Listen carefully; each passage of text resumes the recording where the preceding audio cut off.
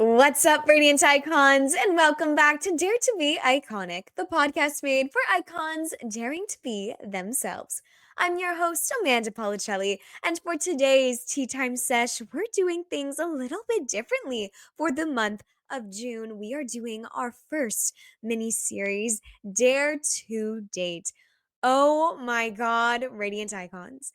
If you listened to last week's Tea Time Sesh, then you already have an idea of what to expect for this mini series. And if you didn't, no worries. I got you. We are catching up right here, right now, because this Tea Time Sesh, I'm talking about things I've never spoken about publicly before. And we are spilling the piping hot tea on all things dating. And for today's Tea Time Sesh, I am spilling the tea about being single for 3 years and making the choice, making the decision to open up my heart back up again and being happy and joyful and giddy, all those emotions, having a crush. Like, ew, who is she? Well, that girl is me. So you don't want to miss today's Tea Time Sesh. But before we get into it, Radiant Icons, make sure to connect with me on socials, on Instagram and TikTok. It's at Amanda Policelli _ and at Dare to Be Iconic _ And if you're on LinkedIn, you already know what I'm going to say. Make sure to connect with me on there. It's Amanda Policelli. All of my socials will be linked in the show notes below. But anywho, let's get to the good stuff. Let's get to the stuff that you are here for, which is the piping hot tea on my love life. If you guys have been following my TikTok or Instagram, then you realize that I've been soft launching a certain someone, right? I know I never thought we would be here, Radiant Icons, but here we are. And well, let's just get into it, shall we? Are you ready, Radiant Icons? Because your tea time sesh is starting now. Here's the thing, Radiant Icons. Before I got into my current relationship with my boyfriend, I was single for 3 years. And that choice to be single for that long amount of time was my choice. I did things on my timeline. And I think that is my biggest piece of advice when it comes to daring to date, right? I know that one of the number one questions I've been asked in the last couple of weeks while I'm in this process of soft launching my relationship is, when did you know, Amanda, it was time to start dating?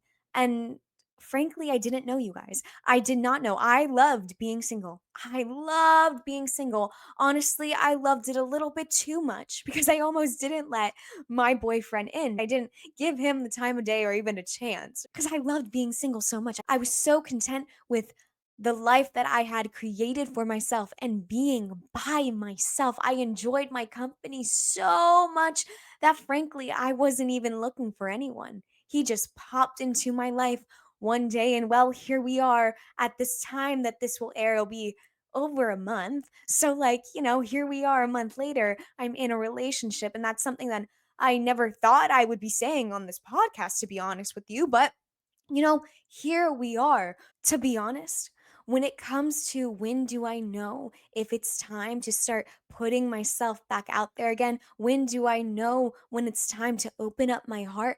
When do I know if it's time to start dating?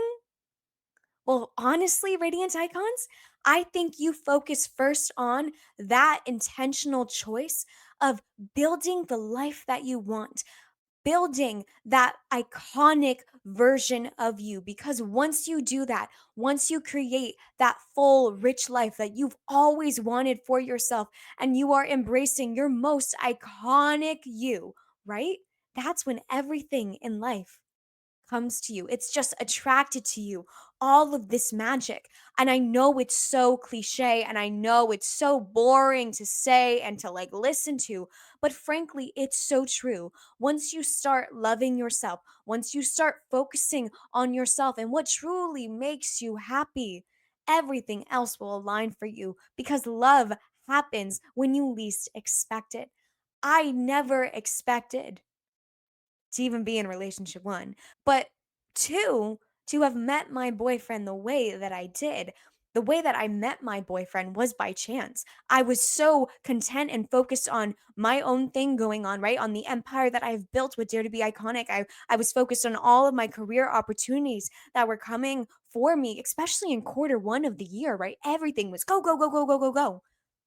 I didn't have time for a man. I did not have time for a man. The only thing I had time for was my girlfriends, my family, and my business. Point blank, as it should be, right? I didn't have time for anyone else. And I was so filled with richness and joy in all those other areas of my life that I was okay with the romantic department not being filled up. And the way I met my boyfriend was through my best friend, Melina. You guys know Melina. She was on season one of the podcast. And actually, it is Melina's boyfriend's best friend of 16 years. That is who my boyfriend is, right?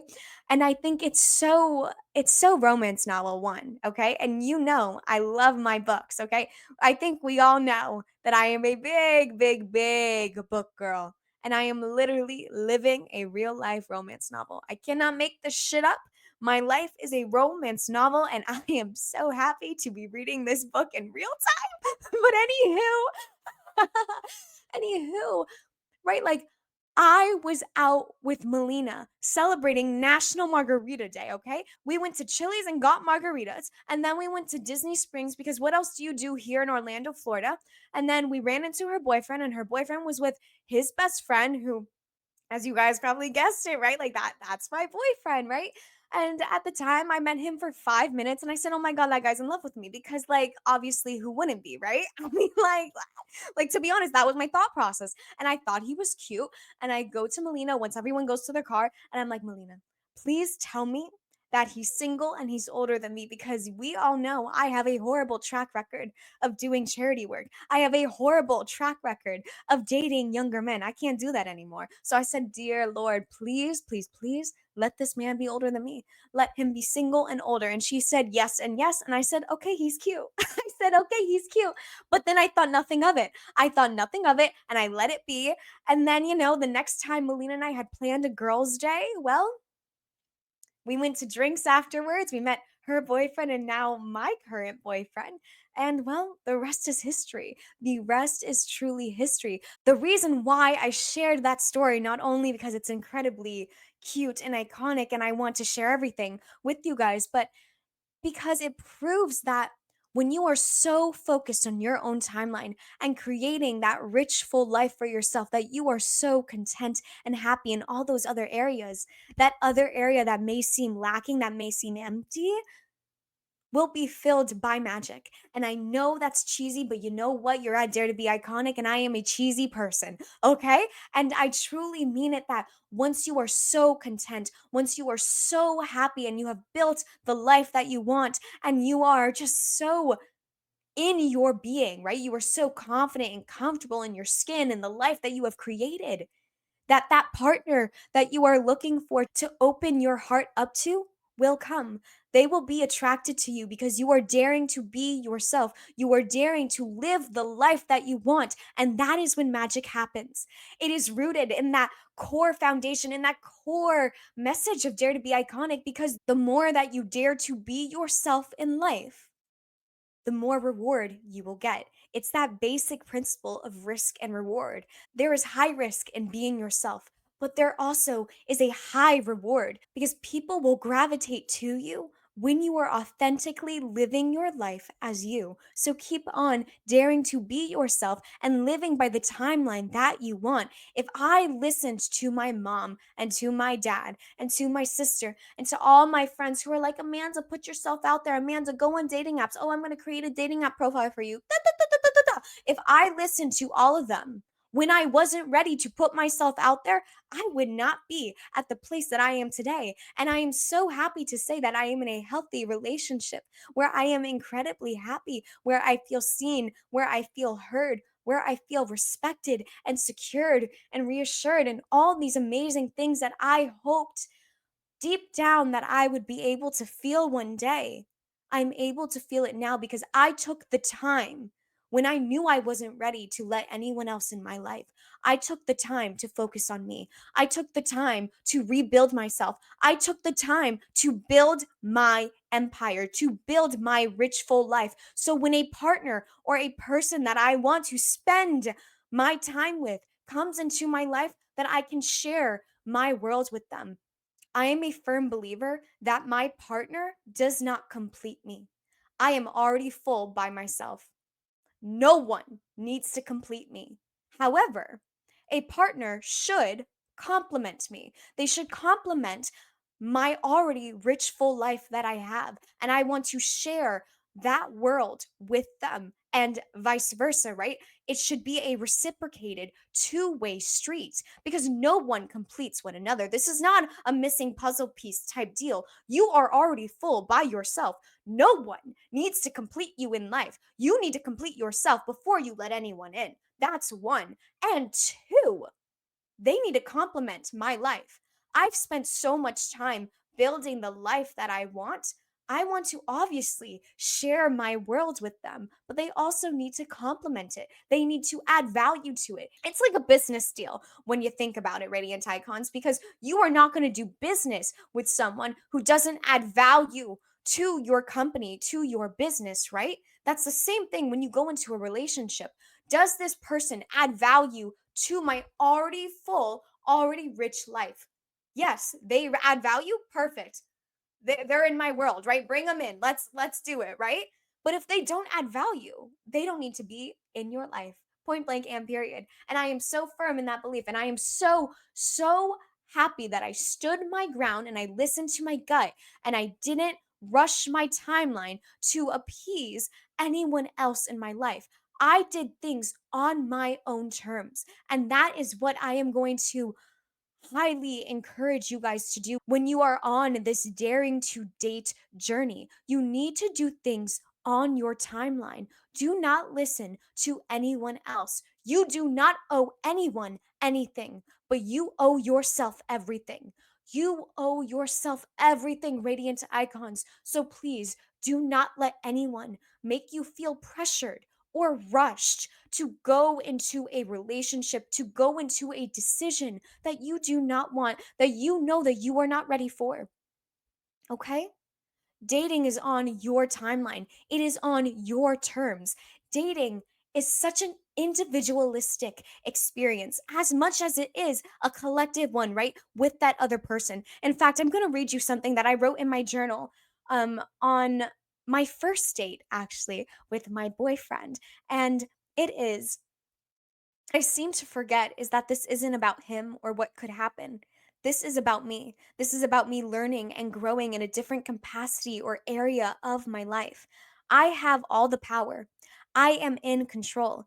And I am now doing that by pushing myself to try something scary because I know I need to do this in order for me to heal, to grow, and learn. And that is exactly what this dating journey is, you guys.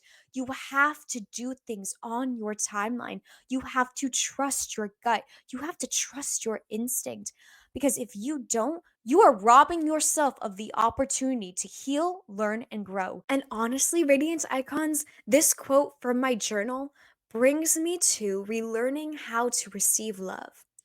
Because for so long, right, for 3 years, I was pouring that love that I poured into someone else, right? In that prior relationship of mine, I was now pouring that love back into myself. And I was taking that time year after year to get to know myself on a more intimate, more personal level than ever before. So that when I get into what is now my new relationship with my boyfriend, I can come into this relationship as a whole, complete person who fully knows herself and loves herself like never before. Because I am coming into this relationship as the most iconic, most confident version of myself. And I wouldn't have been entering this relationship as this version of me if I didn't take the time to learn about myself. However, what I seem to forget is that even though I've done all this work by myself before getting into a relationship, there's also a lot of work once you get into the relationship. Now, I know a relationship is work, effort, and dedication. Okay, I know that. I do know that. I do know that, Radiant Icons. But what I seem to have forgotten is that I'm also learning about myself while also being with another individual, right? Being in a healthy relationship after one being single for 3 years and also coming out of a not healthy relationship, right? I wouldn't say the relationship with the letter in the box was toxic, but it wasn't the healthiest. And we all know my first relationship ever, the one at 19, definitely was a very unhealthy, very toxic, abusive relationship. So, that one was not the best, right? So I'm coming from a track record of trauma and hurt, right, in my relationships where nothing truly was really maybe the healthiest. Then I'm coming from a place of 3 years of taking care of myself, focusing on myself, where I have become this confident icon that you see today. And now I'm learning how to take all of that, all those past versions of Amanda, and bring her into a relationship and learn how to work with someone and also receive love, receive care from another person, which is weird to me because I'm so used to just giving it to myself that honestly, guys, I think I'm really bad at like taking it in sometimes. I'm like, "Oh, what? What is this? No, I can do it by myself." Because I think for me, I think, "Oh, well, if I receive love or care from my boyfriend, then that takes away from me being an independent, confident, strong woman." No, it doesn't. I don't know where I fed myself this lie. Like, it's honestly kind of ridiculous, but I'm breaking that now because I think I got so used to being single. Remember, I said I loved being single? Yeah, yeah, yeah. That comes full force right now because I sometimes I'm really bad at receiving the love that my boyfriend is giving me, right? I'm bad at receiving the care that he's given me. And I've definitely gotten better at it, but I've been reading through my journal entries from when we first started talking to like now while I'm recording this episode. And you guys, my poor boyfriend, my poor boyfriend. But it's okay. It's okay because I'm learning. And I think that's one of the most beautiful things about dating is general, right? Whether you're talking to someone or you're in a relationship, it's this big, beautiful, healing, growing, and learning experience. And damn, am I learning, Radiance Icons? I am learning so much about myself. I'm learning about boundaries. I'm learning about communication. I'm able to see the things that in my past relationships where I was like okay with taking, where now I'm in this new relationship where I'm like, no, actually, what the hell was I thinking? That past version of Amanda accepted that horrible, bad love and just like took it when she didn't deserve that at all because now she's seeing this good, safe, nurturing love in her life and she's like, "Damn, this is what I've deserved this whole entire time." And I allowed myself to take less of that. I allowed myself to shrink myself. Like,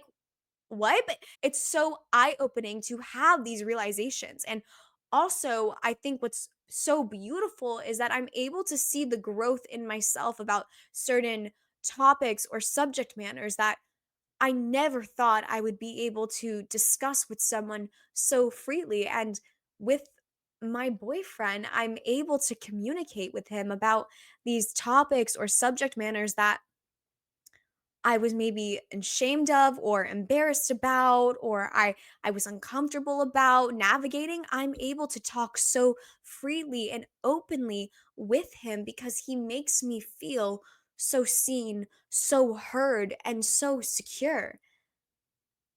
And also, I didn't realize how special it is to have a partner see you, truly see you for who you are. There are parts of my past, there are versions of me that are not so shiny, right? We all have those not so shiny versions or parts of us. And some of those versions of me or parts of me, they're very flawed and they're not so shiny. And I hold embarrassment and shame and guilt with them. And I just thought that when people see those versions of me or those parts of me, I automatically think they're going to be scared away and that they're going to leave and all these things, right? But he accepts every version and part of me because he truly sees me for who I am and he accepts it. And I think that's the most beautiful thing I've ever experienced in my life. In my 26 years of life, I've never experienced something so beautiful and magical than having someone see every part of you, every version of you, and not be scared away and accept it. This relationship in its entirety is healing parts of me that I never knew needed to be healed. And that's also something so beautiful because I'm learning so much about myself. I'm learning so much about my partner, and I'm learning so much about our relationship by having these parts and versions of me be healed that I didn't know needed to be healed. And it makes the heart just feel so good. I've just never been happier than I am right now. And I'm just so happy that I get to share it with you guys. And before we end today's tea time sesh, I'm going to be so beyond vulnerably honest with you guys. I was so scared. I was so scared and nervous to open up about this new chapter, about this new era in my life, because I know that you guys know me as the girl who got her heart broken by a letter in a box and built an empire out of it. And I will always be that girl. That girl will always be a part of me. She is the reason why we have Dare to Be Iconic. But I am also the girl who is opening up her heart to this new season of finding joy and happiness and potentially love. Both of those girls can exist at the same time. And I think what's so beautiful is that in the year of 2025, my word is iconic. And how lucky am I that I get to embody my version of iconic by being brave enough to open up my heart again. And how lucky am I that I get to do this with you guys by my side on this journey. I wouldn't want it any other way. I love sharing my life with you guys. I love spilling the tea about everything going on and the lessons that I'm learning. That is the foundation of Dare to Be Iconic, and that will never change. We are just evolving and growing and healing in real time. And that has always been my promise to you guys is to be open, honest, real, and vulnerable. And this is just a new chapter, a new era in my life. And I am so excited to see it unfold. And I'm so excited to bring you along on this journey as I get to experience all these emotions and feelings for the first time. So I guess what I'm trying to say is thank you for supporting and loving that girl that got her heart broken by a letter in a box. Thank you for loving her because without her, we wouldn't have now.